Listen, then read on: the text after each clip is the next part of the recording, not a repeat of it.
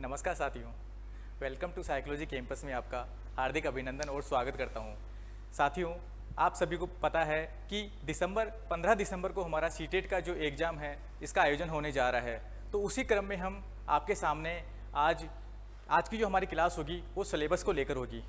आपको पता है कि किसी भी विषय की हमें तैयारी करने के लिए सबसे पहले उस पर उसके जो सिलेबस होता है, पाठ्यक्रम होता है, उस पर चर्चा कर लेनी चाहिए ताकि हमें उसे पढ़ने में आसानी रहे। क्या पढ़ना है, क्या नहीं पढ़ना है, सारा हमें देखना है। और हमें साथ में ये भी देखना है कि प्रीवियस ईयर में कौन कौन से क्वेश्चन यहाँ पर पूछे गए हैं, किस तरह के प्रश्न पूछने का यहाँ पर ट्रेंड चल रहा है। सीबीएसई के द्वारा जो लगातार आयोजित हो रहे सीटेट एग्जाम के अंदर सीडीपी के अंदर कौन कौन से प्रश्न आपसे पूछे जा रहे हैं, किस किस टॉपिक से। चलिए साथी करते हैं आगे बात। आज के सेशन को सभी लाइक, शेयर और सब्सक्राइब करेंगे। साथियों, सिलेबस से पहले मैं आपके सामने एक छोटी सी यहाँ पर एक ये देखते हैं कि देखिए साथियों, स्क्रीन पर आपके सामने दिख रहा है कि जो सीडीपी है, सीडीपी यहाँ हमने लिखा है 50 नंबर। तो साथियों, यहाँ जो सीडीपी हमने 50 नंबर इसलिए लिखा है कि आपको मैं बताऊं 50 प्लस नंबर सीडीपी का रोल एक सीटेट के एग्जाम में किस तरह रहता है। देखिए, यहाँ हमें दो पेपर देखने को मिलते हैं, पेपर फर्स्ट हमारा और पेपर सेकंड। पेपर जो फर्स्ट है इसके अंदर भी सीडीपी के कितने क्वेश्चन हैं, 30 प्रश्न हमें सीडीपी के यहाँ पर देखने को मिलते हैं। लेकिन जो हमारा सेकंड है उसमें भी सीडीपी के 30 प्रश्न होंगे।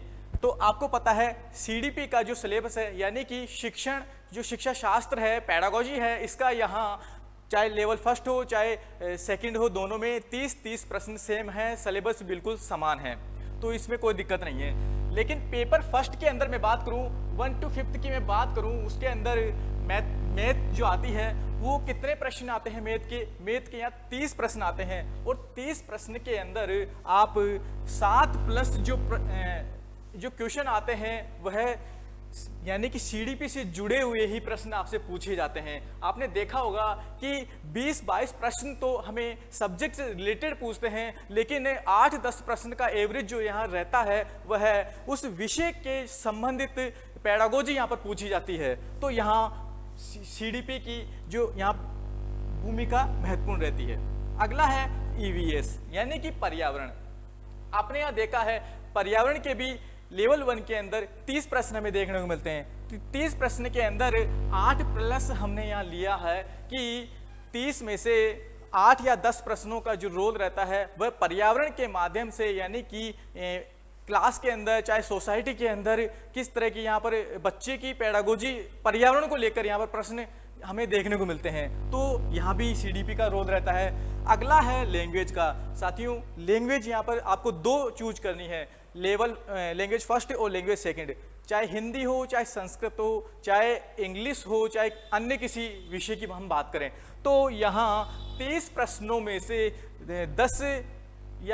10-12 प्रश्न जो हमारे पूछे जाते हैं वो सीडीपी के ही पूछे जाते हैं, चाहे किसी भी सब्जेक्ट की हम बात क्यों ना कर लें। तो कुल मिलाकर हम बात करें तो एक 50 प्लस यानी कि 50 प्रश्न तो कम से कम है ही, 50 प्लस यहाँ 50 से मैं 70 की बात कर सकता हूँ कि इतने प्रश्न आपको सीडीपी से जुड़े हुए हैं, आपको पेपर के अंदर देखने को मिलते हैं। और पेपर सेकंड की हम बात करें कि इसमें सीडीपी के 30 प्रश्न तो है ही है, साथ ही जो हमारा सोशल साइंस का रहता है जिसके हमें 60 प्रश्न हमारे पेपर के अंदर आते हैं, उनमें से बात करें तो 8 या 10 प्रश्न जो सीडीपी से रिलेटेड हमें देखने को मिलते हैं। अब सोशल साइंस से जुड़ी हुई सीडीपी हमें पूछी जाती है, ठीक है। लेकिन यहाँ मैथ और साइंस के जो स्टूडेंट है उनके लिए भी यहाँ पर 60 प्रश्न आते हैं, और उनमें 4 प्रश्न या फिर 8 प्रश्न या 5 प्रश्न कुल मिला के मैं बात करूं उसमें भी आपका सीडीपी का रोल रहता है। और लैंग्वेज की बात करें तो वही समानता है, चाहे लैंग्वेज फर्स्ट चाहे लैंग्वेज सेकंड, इसके अंदर भी 30 प्रश्न हमसे यहाँ पूछे जाते हैं। तो उसमें भी जो सीडीपी है वो विषय से संबंधित सीडीपी यहाँ पर पूछी जाती है, सब्जेक्ट टू रिलेटेड सीडीपी हमें पूछी जाती है कि बच्चा विषय के अंदर किस तरह की सोच यहाँ रखता है, किस तरह से यहाँ बच्चा समाज के अंदर अपनी दूरदर्शिता बनाए रखता है। तो साथियों, हम यहाँ टारगेट की बात करें तो 50 प्लस, मिनिमम 50 प्लस, यहाँ पर कम से कम 50 प्लस का हमें टारगेट रखना है। यानी कि एक एग्जाम के अंदर देखें तो मोटा मोटा अगर देखें तो 90 नंबर हम पेडागोजी के हमें देखने को मिलते हैं टोटल ओवरऑल मिला के, लेकिन हम 50 प्लस की यहाँ पर बात करेंगे आपके सामने। चलिए साथियों, ये आपके समझ में आ गया होगा कि किस विषय के अंदर, किस सब्जेक्ट के अंदर कितना कितना प्रश्न आपसे पूछा जाता है। तो अब आगे बात करते हैं हम सिलेबस की। हम यहाँ आपके सामने आज सीटेट के अंदर जो पूछे जाने वाली जो पेडागोजी यानी कि चाइल्ड डेवलपमेंट पेडागोजी सीडीपी के सिलेबस की हम बात कर रहे हैं। देखिए साथियों, हमने जो सीडीपी का जो सिलेबस है उसको हमने 3 भागों में बांटा है। कितने भागों में बांटा है? 3 भागों में। यानी कि 3 भागों में हमने इसलिए बांटा है कि यहाँ आपको फर्स्ट, सेकंड और थर्ड, यानी कि फर्स्ट के अंदर हमने रखा है चाइल्ड डेवलपमेंट, यानी कि चाइल्ड डेवलपमेंट के अंदर 15 नंबर का हमने लिया है, 15 नंबर का लिया है। इसमें आप देखिए कौन कौन से टॉपिक हैं, बड़े महत्वपूर्ण टॉपिक हैं। पहला यहाँ पर हमें ग्रोथ एंड डेवलपमेंट, कौन सा है साथियों? वृद्धि और विकास। वृद्धि और विकास एक ऐसी यूनिट है कि इसके अंदर आप मानोगे नहीं कि इसके बिना पेपर बनता ही नहीं है। यानी कि वृद्धि जो कि एक बच्चे के अंदर स्टेज को लेकर, यहाँ पर बच्चे में चाहे उसकी हम ग्रोथ की बात करें, चाहे उसकी हाइट की बात करें, वेट की बात करें, तो यहाँ वृद्धि का प्रश्न जरूर पूछा जाता है। आप 7 जुलाई का जो पेपर है 2024 का, उसको उठाकर देखिए, उसमें पूछा हुआ है कि एक बालक के अंदर, शरीर के अंदर लंबाई का बढ़ना है, उसकी हाइट का बढ़ना और उसका वेट का बढ़ना क्या दर्शाता है? क्या वह मात्रात्मक को दर्शा रहा है? क्या वह संवेगात्मकता को दर्शाता है? क्या वह भावनात्मक को दर्शाता है? तो उसमें आंसर आपको टिक लगाना है डायरेक्ट कि वह मात्रात्मक को दर्शा रहा है, कि उसका मेजरमेंट हम कर सकते हैं। वृद्धि का हम क्या कर सकते हैं? मेजरमेंट कर सकते हैं, माप सकते हैं। तो इसके साथ में है विकास यानी कि डेवलपमेंट। साथियों, डेवलपमेंट एक बहुत बड़ा टॉपिक है, सीटेट के एग्जाम में बहुत महत्वपूर्ण भूमिका निभाता है। एक बच्चे के जो यानी कि जन्म से लेके गर्भ से लेके हम बात करें मृत्यु तक होने वाली जो भी स्टेज के अंदर बच्चा कौन कौन सी यहाँ पर एक्टिविटी के माध्यम से सीखता है, कौन कौन सी अवस्थाओं में बच्चा किस तरह सीखता है, सारा का सारा विकास जो हम बात करते हैं, ये ग्रोथ एंड डेवलपमेंट के चैप्टर के अंदर बहुत बड़ा चैप्टर यहाँ पर विकास का हमें देखने को मिलता है। आपका वृद्धि का जो चैप्टर होगा वो एक क्लास में कंप्लीट हो जाएगा, लेकिन डेवलपमेंट का जो चैप्टर होगा वह आपका 4 से 5 क्लास में कंप्लीट होगा। तो इसमें 3 या 4 प्रश्न डेवलपमेंट में से पूछे जाते हैं और वृद्धि में से 1 प्रश्न पूछ लिया जाता है ज्यादा से ज्यादा। आगे आते हैं, दूसरा हमारा हेरिडिटी और इन्वायरमेंट का, यानी कि आनुवंशिकता और वातावरण का हमें देखने को मिलता है। आनुवंशिकता और वातावरण, एक बच्चे के में बात करूं, यानी कि आनुवंशिकता जो माता पिता या हमारे पूर्वजों से जो हमें मिलती है उसको हम आनुवंशिकता कहते हैं। और जो पर्यावरण यानी कि इन्वायरमेंट, यानी कि पर्यावरण के माध्यम से बच्चा क्या चीज़ें सीख रहा है, क्या, अगर आप मुझे बताएं, अगर यहाँ किसी के पिताजी अगर मोटे हैं तो बच्चा यहाँ पर अगर मोटा हो गया है तो उस बच्चे को, ये तो हम हेरिडिटी कहेंगे, ये भाई आनुवंशिकता तो कहेंगे हम, लेकिन अब यहाँ बच्चे को इन्वायरमेंट में यानी कि वातावरण में लाकर उसको अच्छी जिम कराकर, अच्छा पौष्टिक आहार देकर और बढ़िया प्रैक्टिस यहाँ पर दौड़ वोड़ करवाकर, तो बच्चा यहाँ पर क्या पतला नहीं होगा, क्या बच्चे का शरीर फिट नहीं होगा? बिल्कुल फिट होगा। तो यहाँ पर इन्वायरमेंट का जो बच्चे के अंदर जो डेवलप होगा वो यहाँ देखने को मिलेगा। तो हेरिडिटी जो इन्वायरमेंट होता है उसका बहुत बड़ा रोल है और 1 प्रश्न पक्का एग्जाम के अंदर पूछा जाता ही जाता है। अगला है सोशलाइजेशन यानी कि समाजीकरण। साथियों, समाजीकरण का जो टॉपिक है ये भी बहुत ही इंपॉर्टेंट है। समाजीकरण, एक बच्चा समाज के अंदर, फैमिली के अंदर, विद्यालय के अंदर, सोसाइटी के अंदर किस तरह अपना व्यवहार रखता है, किस तरह चीज़ों को सीखता है और किस तरह आगे बढ़ता है, इसका प्रश्न 1 पक्का पूछा ही जाता है। बहुत ही सिंपल है, बहुत ही शानदार है, यानी कि 1 प्रश्न हम इसका भी मान के चलते हैं। जीन पियाजे, यहाँ पर हमारे सामने 3 थिंकर आ रहे हैं, एक तो पियाजे आ रहे हैं, जीन पियाजे आ रहे हैं, एक लॉरेंस कोलबर्ग है, एक है लीव वाइगोस्की। साथियों, तीनों का बहुत बड़ा रोल है सीडीपी के अंदर, यानी कि सीटेट का पेपर में जब से सीटेट यहाँ पर स्टार्ट हुआ है 2011 से, तब से लगातार इनके प्रश्न पूछे जा रहे हैं और बहुत ही इजी प्रश्न यहाँ पर पूछते हैं। वाइगोस्की के 1 या 2 प्रश्न हमें पूछते हैं। वाइगोस्की का जो सबसे महत्वपूर्ण हमसे पूछा जाता है, क्या पूछा जाता है कि इनकी जो स्टेज डेवलपमेंट यानी कि जो 4 अवस्थाएं इन्होंने दी है उनमें से प्रश्न पूछते हैं, यानी कि चारों अवस्थाओं के अंदर से बच्चों को घुमा घुमा कर प्रश्न यहाँ पर पूछा जाता है। ठीक है, लॉरेंस कोलबर्ग की अगर बात करें तो इनका नैतिक विकास का जो सिद्धांत आता है, इसके अंदर भी 3 स्टेज हैं और 3 स्टेज के अंदर इन्होंने 6 अवस्थाओं में बांटा है।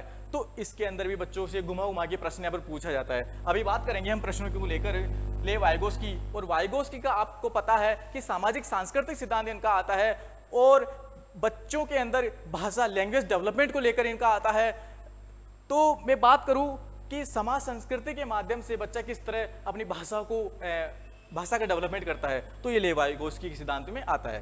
तो ले वाइगोस्की की मैं बात करूं तो एक प्रश्न यहाँ पर बनता है, और कोलबर्ग की बात करूं तो एक प्रश्न यहाँ पर बनता है, और जीन पियाजे की बात करूं तो 1 या 2 प्रश्न हमें देखने को मिलते हैं, चाहे सीटेट का कोई सा ही पेपर क्यों ना हो पिछला।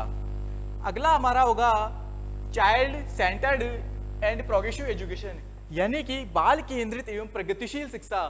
साथियों, चाहे नई शिक्षा नीति हो, चाहे आरटी जो एक्ट है हो, उसके अंदर बाल केंद्रित और प्रगतिशील शिक्षा पर बहुत ही जोर दिया जा रहा है कि एक कक्षा क्लासरूम के अंदर हमें एक ऐसा एनवायरनमेंट तैयार करना है, ऐसा वातावरण बनाना है कि बच्चे को प्राथमिकता देनी है। कुल मिला के मैं बात करूं कि बच्चे को ही यहाँ पर आगे रखना है। चाहे बच्चा यहाँ पर गलती भी कर रहा है तो उसको टीचर को यहाँ पर स्वीकार करनी चाहिए, और बच्चा गलती क्यों कर रहा है उसका निदान करके टीचर को यहाँ पर उपचार करना चाहिए।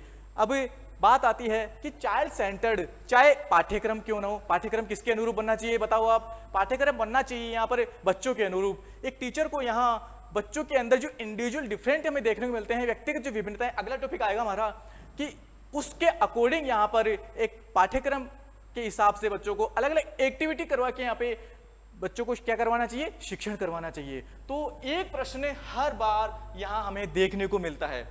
अगला हमारा बुद्धि का है, यानी कि इंटेलिजेंस। साथियों, वैसे तो बुद्धि का चैप्टर बहुत बड़ा चैप्टर है। हम बात करें जो स्टेट के अंदर रिट का एग्जाम है, यूपी का सुपर टेट का एग्जाम होता है, इनके अंदर बहुत ही लेंथी चैप्टर है, लेकिन सीटेट के अंदर आपको मैं बता दूं फिक्स है इसके। हॉवर्ड गार्डनर का जो बुद्धि का जो सिद्धांत है उसी में से ही प्रश्न पूछे जाते हैं और पूछे गए हैं। तो एक प्रश्न आपका बुद्धि के चैप्टर में से बनने वाला है, थॉट, लैंग्वेज एंड थॉट, यानी कि भाषा और विचार। साथियों, भाषा और विचार जो कि आपस में जुड़ी हुई हैं, तो एक प्रश्न भाषा और विचार का भी यहाँ पर पूछा जाता है। जेंडर की बात करूं, यानी कि लिंग मतलब कि एक कक्षा के अंदर बालक और बालिकाओं के अंदर, चाहे मैं कक्षा की बात करूं, चाहे मैं समाज की या परिवार की बात करूं, तो सभी के अंदर हमें बालक और बालिकाओं के अंदर किसी भी तरह का भेदभाव ना रखते हुए हमें उनका क्या करना चाहिए, डेवलपमेंट करना चाहिए। तो जेंडर रूढ़िवादिता के लिए ये चैप्टर यहाँ पर सीटेट वालों ने हमें दिया है कि इसको हमें दूर रखना चाहिए, सोसाइटी में इसका अवेयरनेस हमें करवाना है। अगला है हमारा इंडिविजुअल डिफरेंट, यानी कि व्यक्तिगत विभिन्नता। व्यक्तिगत विभिन्नता अपने आप में एक ऐसा चैप्टर है साथियों कि ये सभी के लिए बहुत जरूरी है। हर बच्चे के अंदर उनकी सोचने समझने की शक्ति कैसी होती है, अलग अलग होती है। यार सबकी मेरे को बताओ, ग्रोथ रेट एक हो सकती है क्या? हर बच्चे की यहाँ पर ग्रोथ रेट यानी कि उनकी वृद्धि दर अलग अलग हमें देखने को मिलती है, एक नहीं हो सकती है।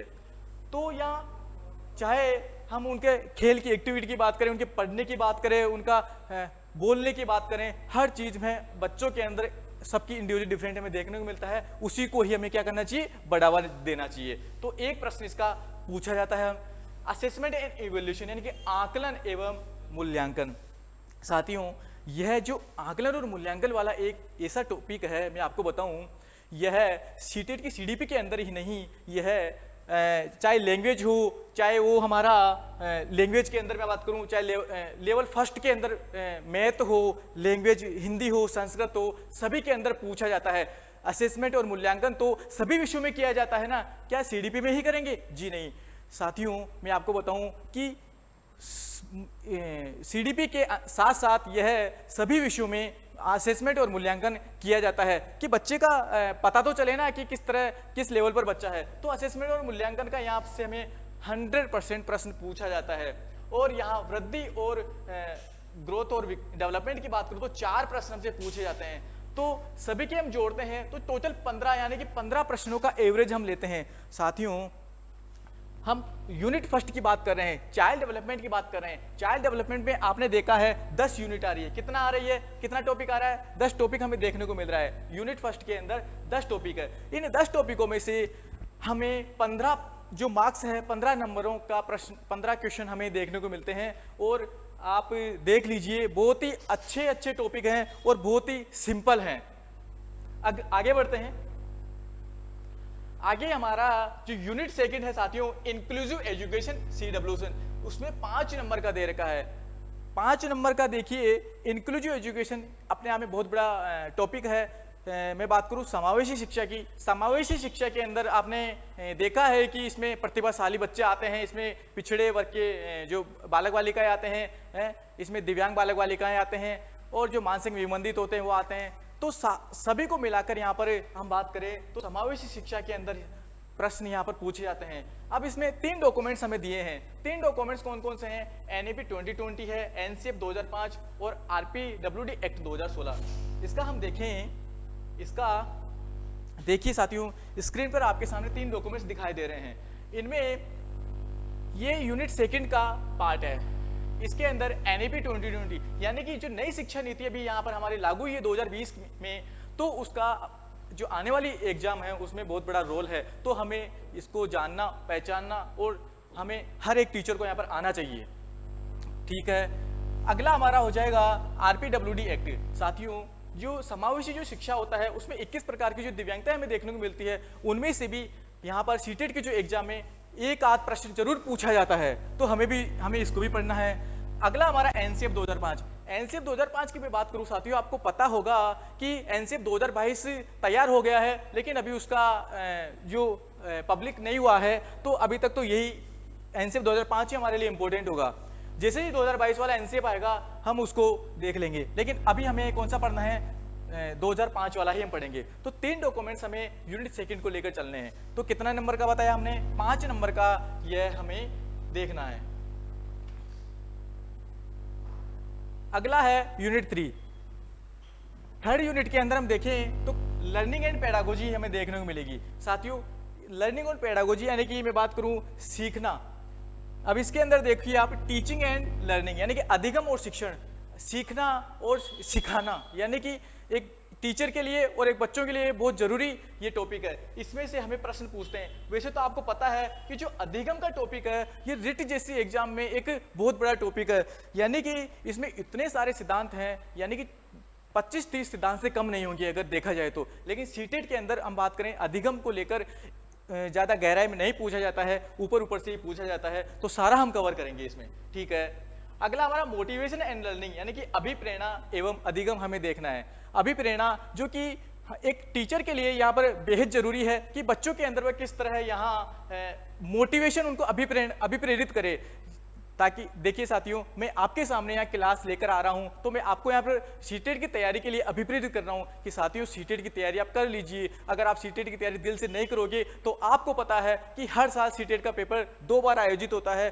और एक बार सीटेट के पेपर में 10 से 11 लाख स्टूडेंट बैठ रहे हैं, और पता है आपको कितने लोग पास हो रहे हैं? मात्र यहाँ 1.5 से 2 लाख भी पास मुश्किल से हो पाते हैं। तो आप देख लीजिए कितना लोग यहाँ पर फेल हो रहे हैं। तो हमें अच्छे से मन लगाकर तैयारी करना है, यानी कि एक अंदर से आपकी फीलिंग आनी चाहिए। तो अभिप्रेरणा 2 प्रकार की होती है, एक तो आंतरिक होती है, एक बाहरी होती है। हमें आंतरिक यूज करनी है। ठीक है, अगला हमारा हो जाएगा संज्ञान एवं संवेग, कॉग्निशन एंड इमोशन। साथियों, कॉग्निशन एंड इमोशन यानी कि जो संज्ञान और संवेग आपस में इंटरकनेक्टेड हैं, यानी कि जुड़े हुए हैं। जो हम सोचते हैं, विचारते हैं, वही तो हम बोलते हैं। तो एक प्रश्न हमें इसका भी यहाँ पर देखने को मिलेगा। तो कितना नंबर का हो जाएगा? ये 10 नंबर का हो जाएगा। तो टोटल मिला के कितने हो गए? 15 नंबर का हमने यूनिट फर्स्ट देखा, सेकेंड यूनिट में हमने 5 नंबर का देखा, और थर्ड यूनिट के अंदर हमने 10 नंबर का देखा। तो टोटल मिला के कितने हो गए साथियों? 30 हो गए। कितने हो गए? CDP कितना पूछा जाता है? 30 प्रश्न हमें CDP के अंदर देखने को मिलते हैं। तो हम साथियों 30 में से 30 प्रश्न लाने की यहाँ पर पूरी कोशिश करेंगे, क्योंकि हमें देखिए यहाँ पर लिखा भी है एक महत्वपूर्ण बात।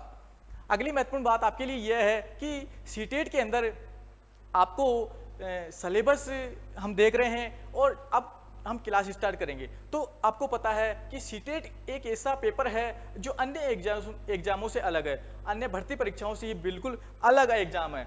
देखिए साथियों, हर एग्जाम के अंदर हम देखते हैं तो उसमें तथ्य पूछ लेते हैं, फैक्ट पूछ लेते हैं, लेकिन सीटेट का पेपर एक ऐसा है उसमें रटी रटाई चीज़ बिल्कुल भी नहीं आनी है। एग्जाम के अंदर किताबों में छपी हुई चीज़ें बिल्कुल नहीं आती है। इसमें एक एग्जामिनर और एक स्टूडेंट अपने दिमाग के माध्यम से यानी कि समझ के माध्यम से ही पेपर को हल करता है और इसी तरह के प्रश्न आपसे पूछे जाते हैं। तो इसमें आपको रोड लर्निंग बिल्कुल भी नहीं करनी है, रटना कुछ भी नहीं है।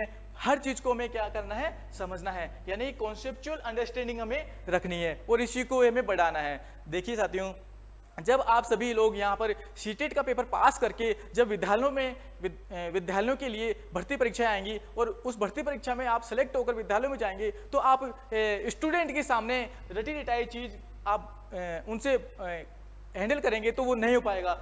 हर चीज को बच्चों को सिखाने के लिए उसे सीखना पड़ता है और सीखने के लिए क्या करना है, आपको अच्छी मेहनत करनी है। तो हमें 30 में से 30 प्रश्न सीटेट की सीडीपी के अंदर लाना है। इसकी बात हो गई। अगला हम देखते हैं, प्रश्नों की बात कर ली जाए कि किस तरह के प्रश्न हमसे पूछे जा रहे हैं।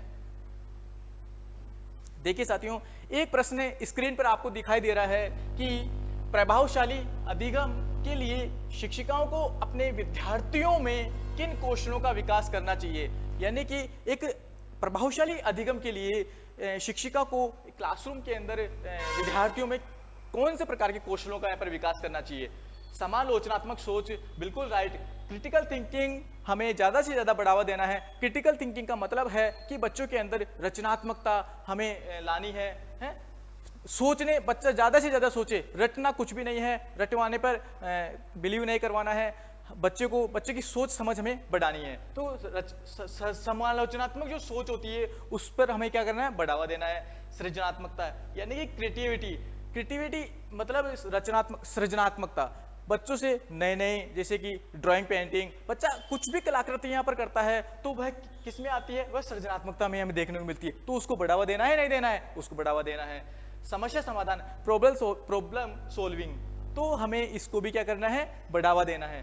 बच्चा क्या गलतियां कर रहा है उसको आपको नकारना नहीं है, गलतियों को नकारना नहीं है। बच्चों गलती जो कर रहा है उसको आपको पकड़ना है और उसमें सुधार आपको करवाना है। ठीक है, ये भी राइट हो जाएगा।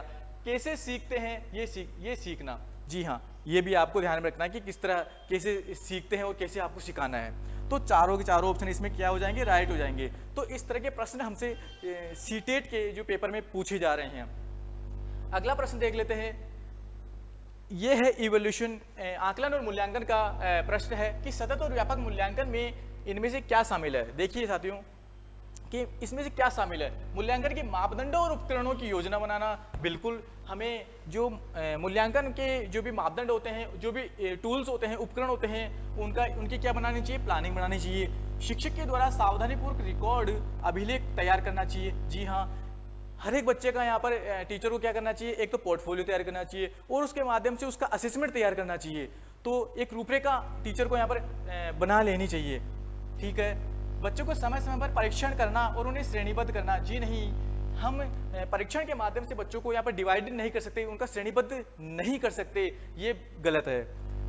शिक्षण को अधिगम प्रक्रिया के साथ एकीकृत करना, बिल्कुल राइट। यानी कि जो शिक्षण प्रक्रिया है उसको सीखने की जो हमारी शैली है, प्रक्रिया है, उसके साथ हमें एकीकृत करना चाहिए। तो इसमें कौन सा हो जाएगा, फर्स्ट हो जाएगा राइट, सेकंड हो जाएगा और 4 हो जाएगा, यानी कि फर्स्ट ऑप्शन इसमें राइट हो जाएगा। तो साथियों देखिए, इतने बड़े बड़े प्रश्न पूछे जाते हैं पर बिल्कुल सरल और सिंपल प्रश्न ये हैं। अगला प्रश्न है, देखिए प्रश्न अजर्सन और यहाँ पर रीजन के हमें देखने को मिलते हैं। ऐसे प्रश्न पहले सीटेट में नहीं पूछे जाते थे, लेकिन अब क्या कर रहे हैं, वो प्रश्नों को घुमाकर पूछ रहे हैं। कथन और यहाँ पर रीजन तर्क वाले क्वेश्चन हमें पूछ रहे हैं। तो कथन कह रहा है कि एक प्रगतिशील कक्षा में शिक्षिका का होना चाहिए और बच्चों को नियंत्रण में रखना चाहिए। क्या आप मुझे बताएं, एक कक्षा के अंदर शिक्षिका जब आएगी और सभी बच्चों पर क्या कंट्रोल करेगी तो क्या बच्चे अच्छे तरीके से सीख पाएंगे? पूरा बच्चों पर दबाव बना के रखेगी तो बिल्कुल बच्चे नहीं सीख सकेंगे। तो ये कथन यहाँ पर क्या हो जाएगा, गलत हो जाएगा। बच्चे तभी सीखते हैं जब शिक्षक उन पर पूर्ण रूप से नियंत्रण रखते। ये संभव नहीं है।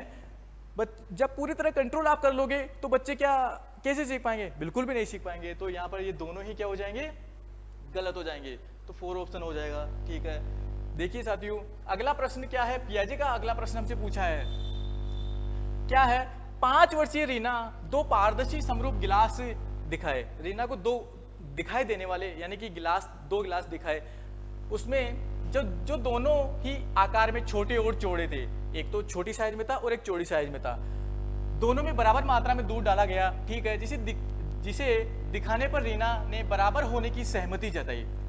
फिर एक गिलास के दूध को किसी अन्य गिलास में डाला गया जो अपेक्षाकृत लंबा और संकीर्ण था।